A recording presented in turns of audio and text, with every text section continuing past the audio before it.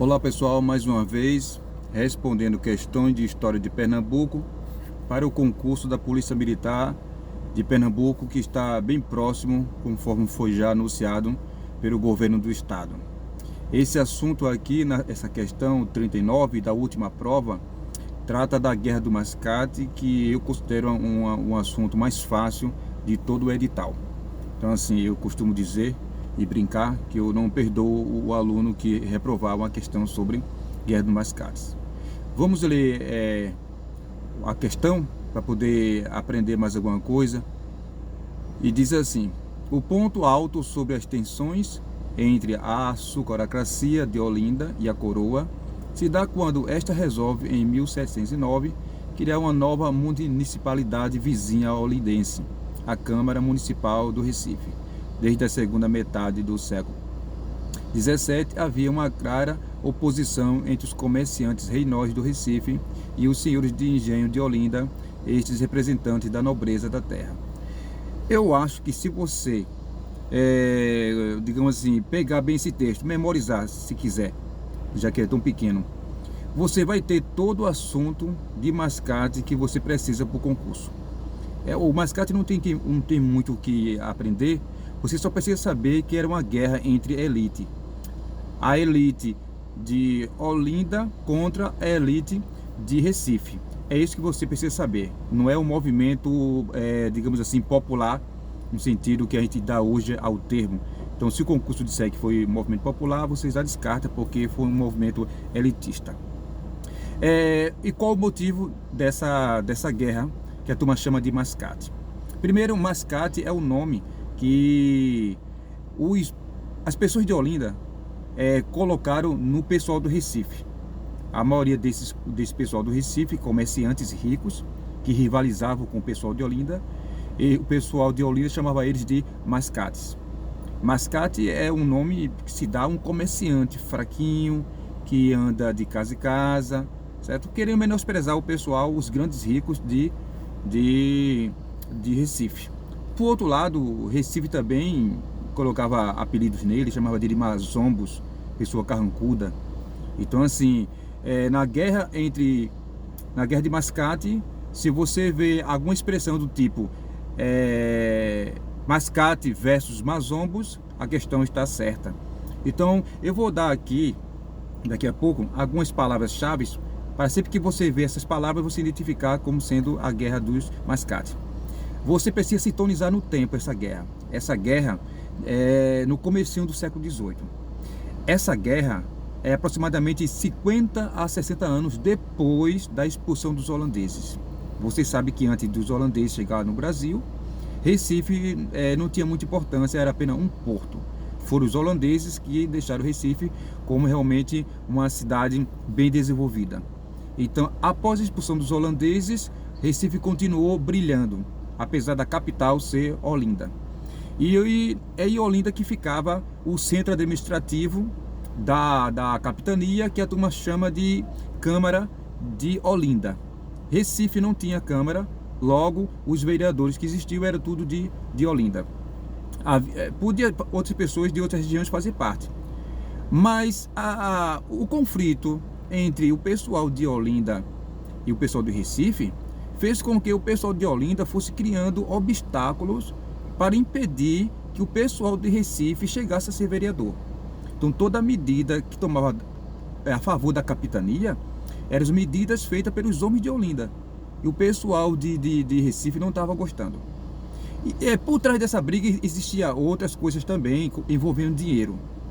Como o pessoal de Olinda, era a base econômica deles era o açúcar, e o açúcar estava cada vez mais perdendo valor no mercado internacional por causa da concorrência, desde que os holandeses foram expulsos do Brasil. Você estudou isso, que foram lá para as Antilhas, ali na América Central. O açúcar começou, a grande produção de açúcar, e a qualidade do açúcar holandês nas Antilhas era melhor do que a do Brasil. Isso fez com que o preço do açúcar diminuísse, mas isso não diminuiu a quantidade de engenho. A quantidade de engenho continuou a crescer.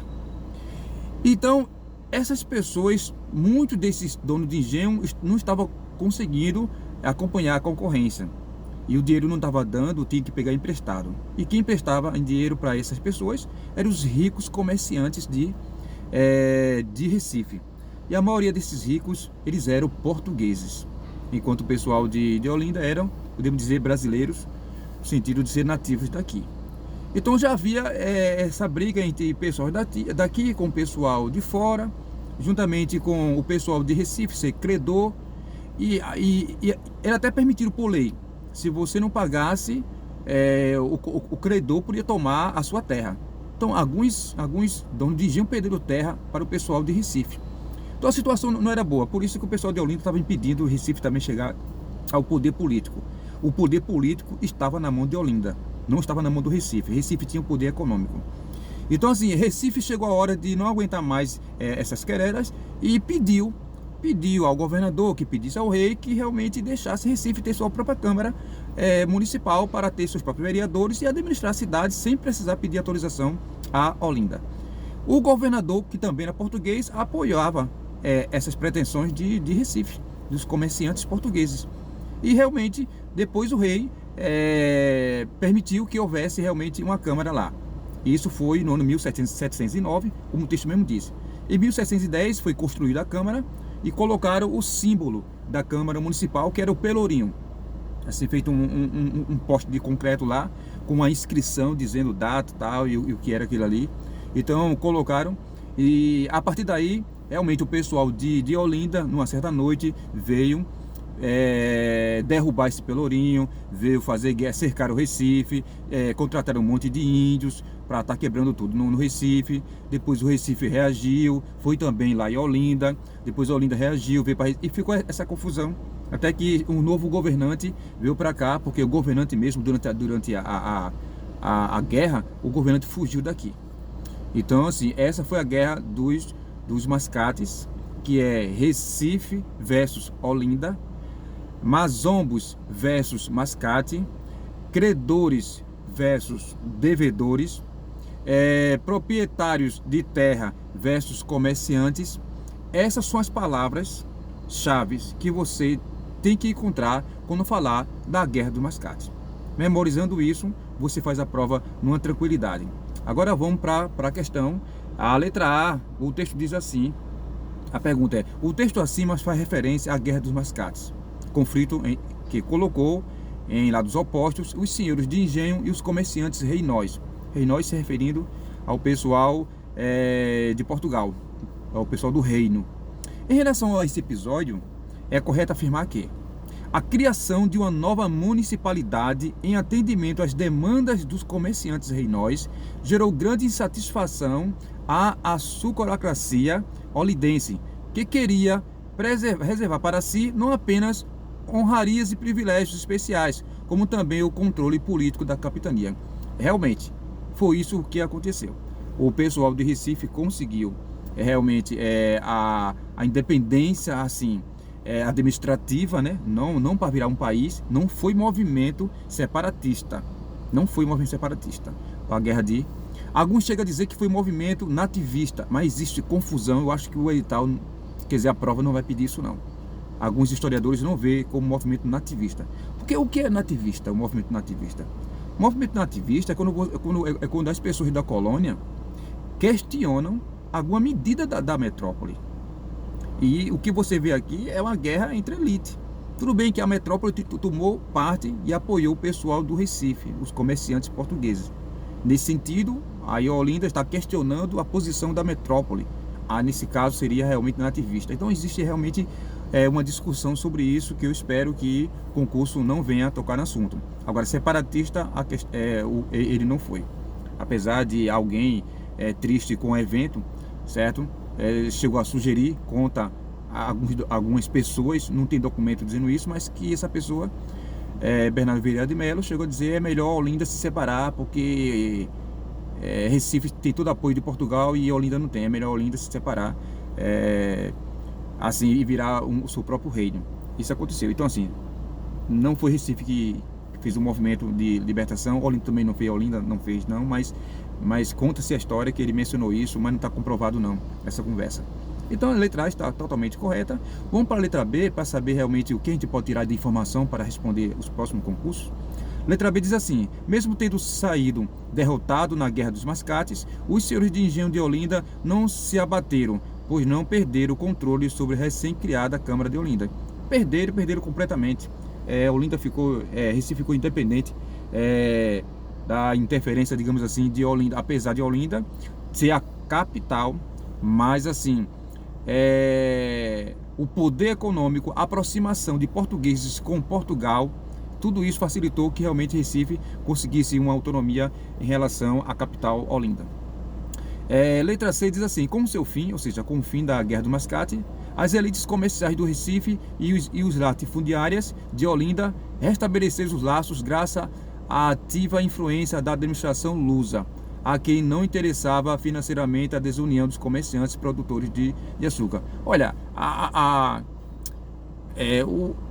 o laço entre nativos e comerciantes não é bem laços, digamos assim, não pense somente em Recife Olinda, pense realmente em portugueses e nativos. É melhor você pensar nisso, porque assim você vai entender outros assuntos, como a Revolução Pernambucana de 1817, ou seja, 100 anos depois, a Confederação do Equador, a Praeira. Em todos esses movimentos você vai ver que os nativos não se davam bem com os portugueses. Então nada de o pessoal ter digamos assim, feito as pazes de uma maneira satisfatória. A letra D diz assim: influenciados pelas ideias revolucionárias que circulavam pela Europa, os senhores de engenho de Olinda defenderam os interesses da capitania, reafirmando o sentimento de identidade nacional do Brasil. Não, a gente não vê aqui nenhum movimento para defender realmente os interesses da capitania.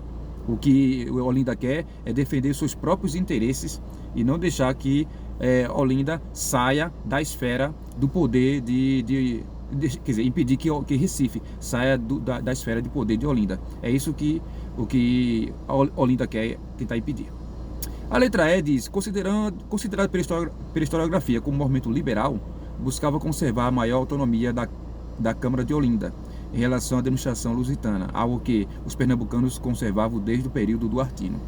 Olha, muita coisa aqui está certo, dizer que queria autonomia em relação à Câmara de Olinda. Agora dizer que o movimento foi liberal, aí é demais. O movimento liberal é movimento contra a interferência de um poder central. Sempre que você vê esse nome, o movimento liberal é querendo liberdade diante de um poder central. E não foi o que aconteceu aqui. Aqui não foi um movimento, pelo contrário, Olinda queria o poder central sobre Recife, sobre toda a capitania que ela já tinha. Ela não queria perder esse, então era um movimento mais centralizador do que liberal. Então assim, a questão está errada por causa disso. Pessoal, espero com essas observações você pegar essa prova e na questão de mascate você arrasar, porque é uma questão que eu considero assim relativamente fácil. Boa sorte desde já.